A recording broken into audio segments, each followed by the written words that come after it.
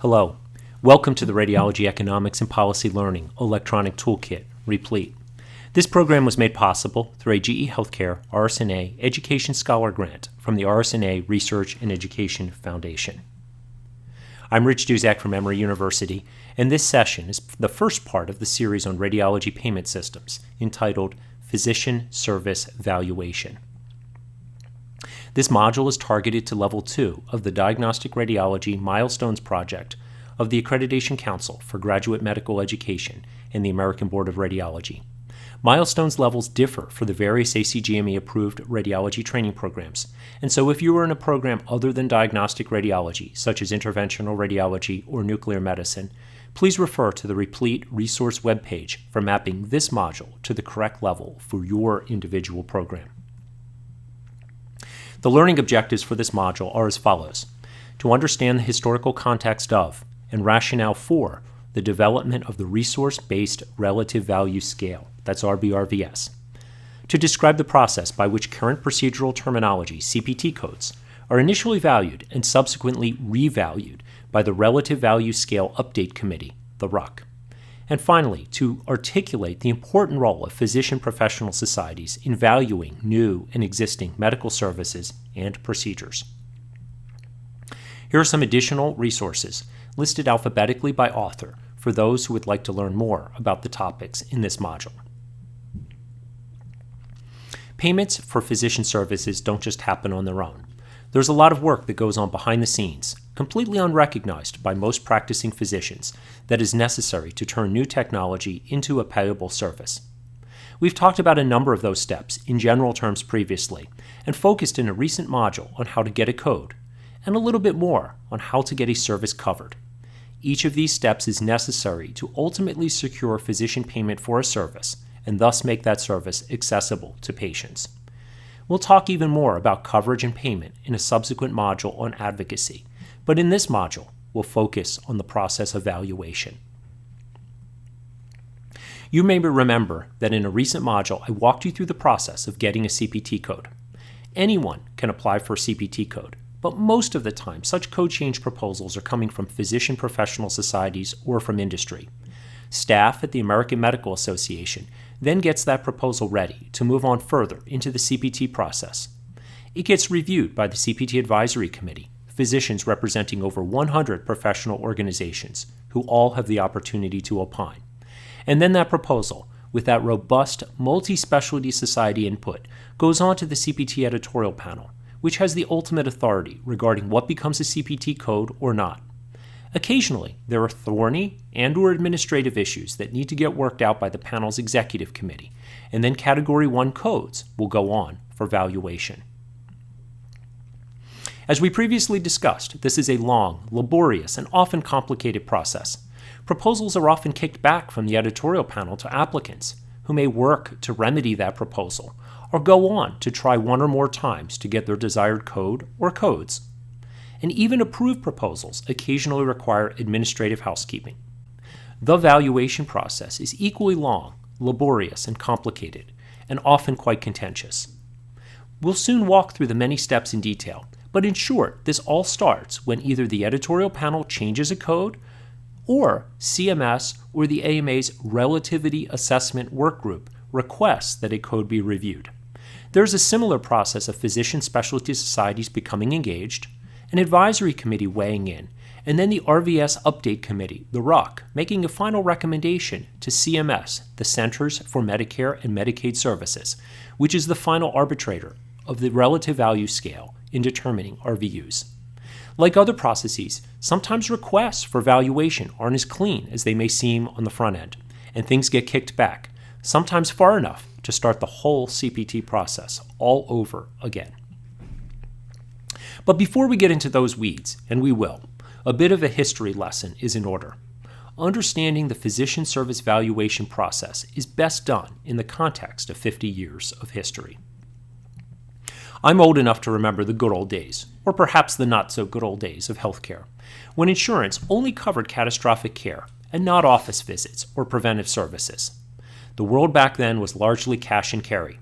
Patients paid their general practitioners, or sometimes specialists, by cash or check for much of their outpatient care. and in some rural settings, bartering for those services, paying in return goods or other non-medical services, was not uncommon. That all changed in the late 1960s when President Lyndon Johnson signed into law the Social Security Act and related legislation, which established the Medicare program.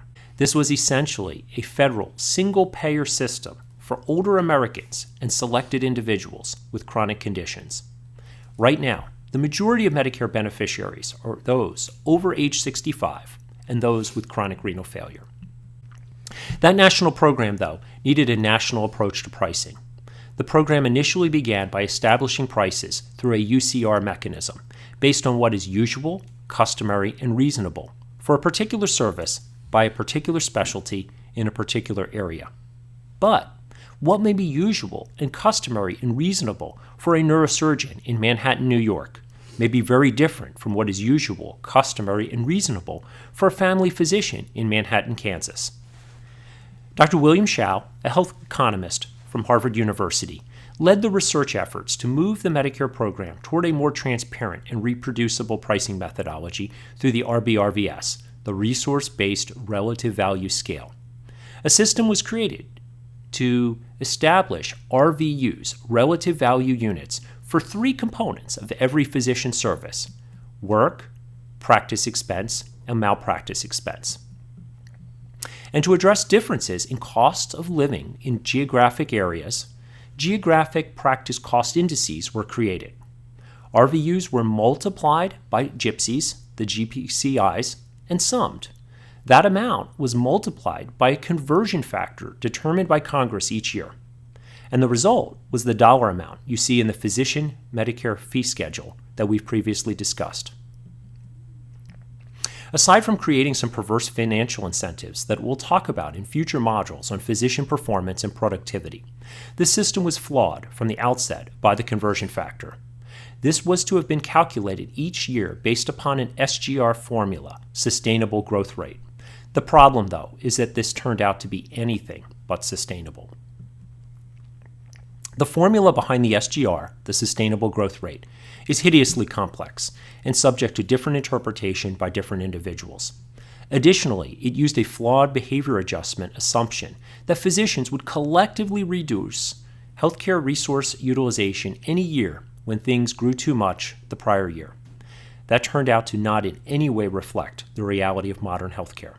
And so you can see here what happened to the conversion factor from 1992 through 2016. It barely changed. All the while, the cost of living in the United States increased dramatically. So if the conversion factor kept up with changes in inflation, it would be about $53 today, rather than only around $35. The other problem with this system was the V word.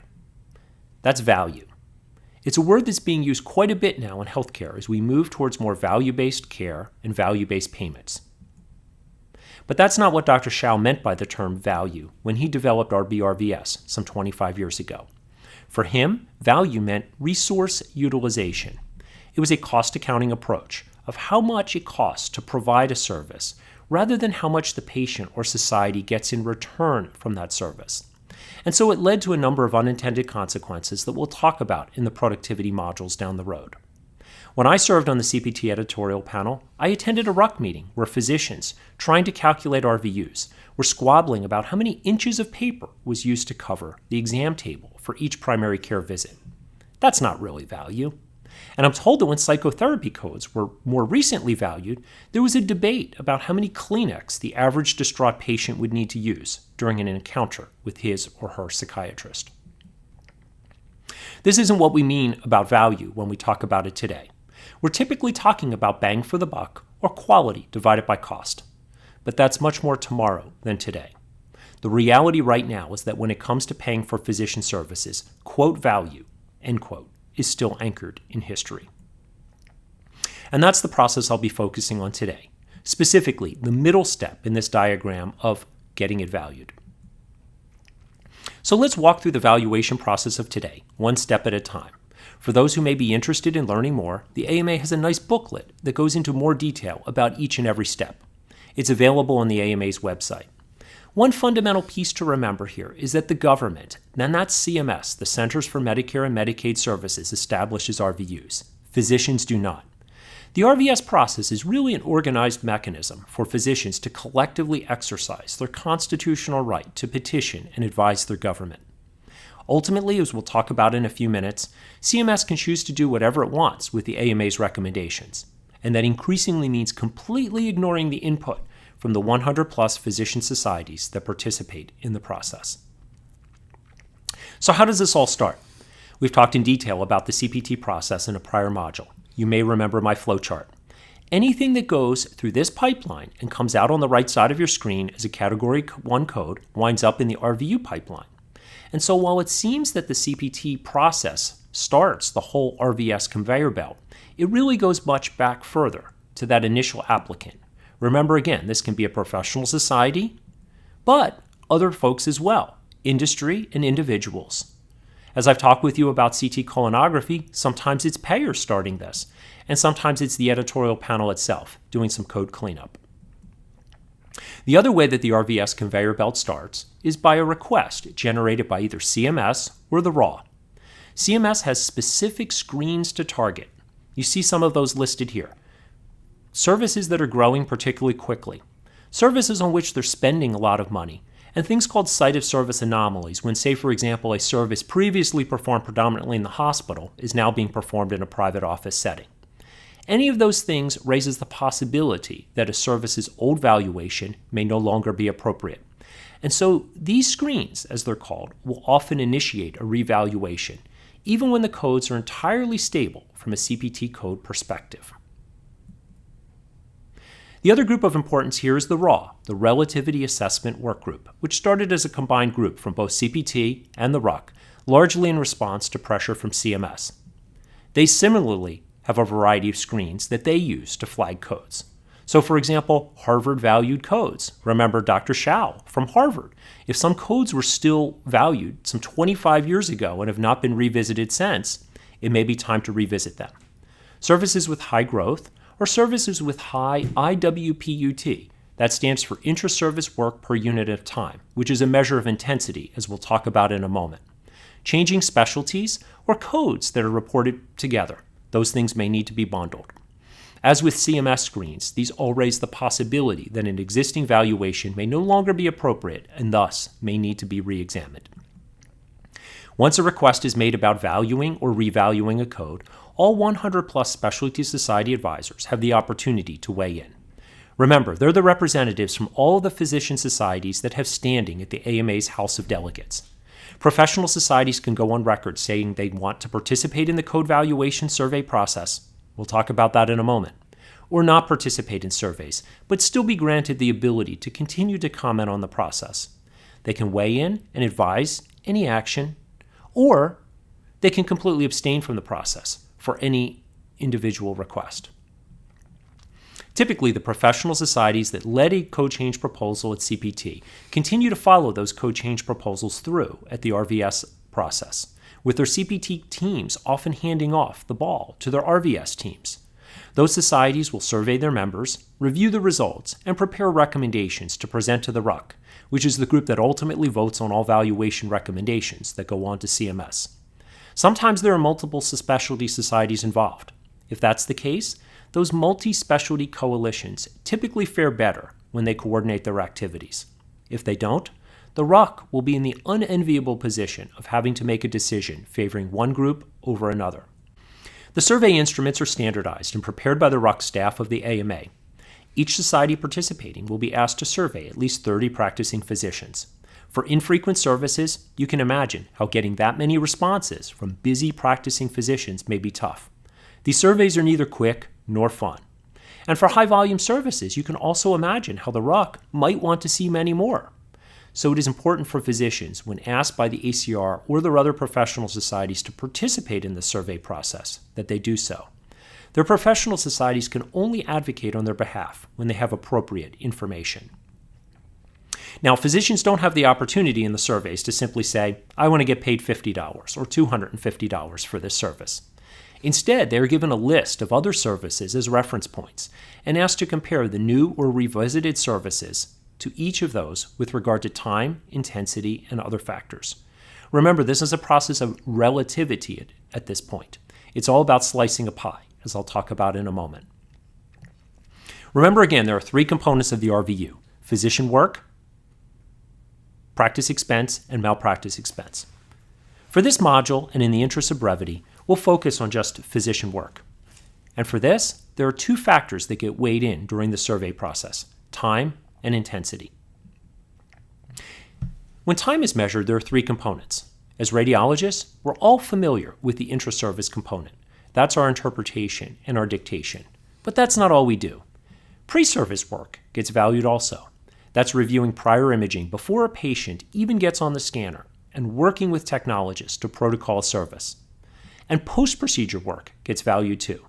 For radiology services, that largely means talking with patients and referring physicians. That all takes time, and many radiologists don't think that this is part of their jobs. In reality, though, we are getting paid for such work as part of the payment for each and every examination we interpret. The intensity of the work gets valued as well. You can imagine that for a clinical encounter, say a short primary care visit for a patient with sore throat, that's far less intense than running a code in the ICU. And the same comes into play for radiology services as well.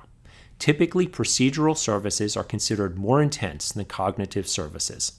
And so each survey considers each of these three components of intensity: the technical skill and physical effort involved, the mental effort and judgment involved, and stress and risk of providing that service. Now, all of this information from the surveys, the raw data, the summaries, and the interpretations, all go to the RVS Update Committee, the RUC, for an official recommendation to CMS. Remember, the RUC doesn't set fees. It simply establishes relativity. So if there's only a certain size bucket or a pie of dollars that CMS has to pay out of the Medicare physician fee schedule each year, that weighting determined by RVUs effectively determines how big each slice becomes. And as you can imagine, if one specialty gets a bigger slice for a particular service, that means that everyone else's slices are smaller. And so the composition of the RUC probably matters.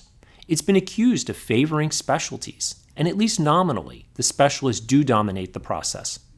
Listed here is the specialty composition as well as the leadership composition of the RUC. And as you can see, that of the approximately 30 members, only 5 come from primary care.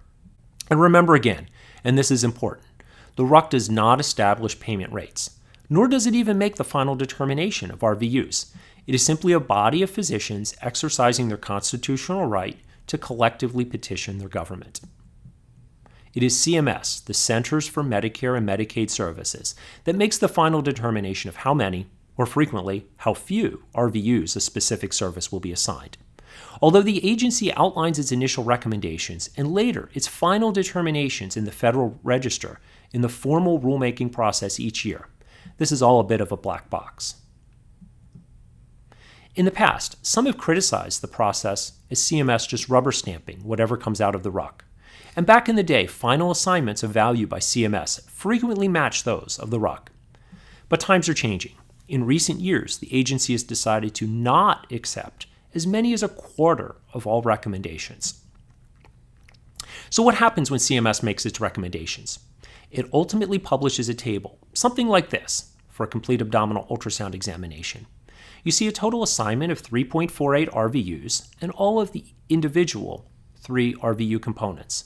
For us as physicians, the work component is most relevant, since that's what we as radiologists typically relate to regarding how simple or complex a service usually is.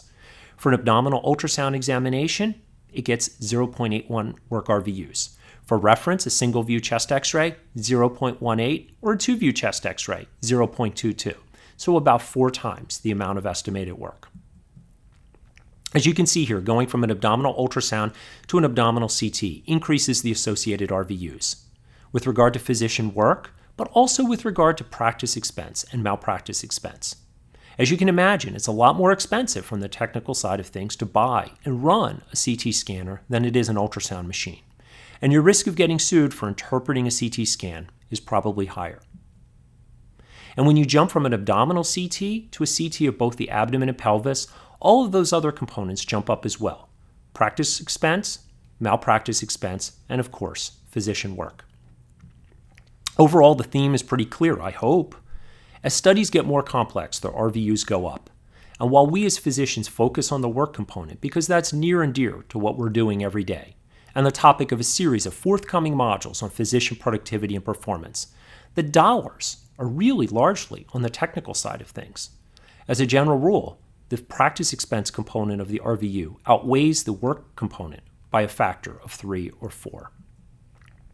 So let's circle back to that slide early along where I showed you the photograph of Dr. Shao. Here's how it all comes together.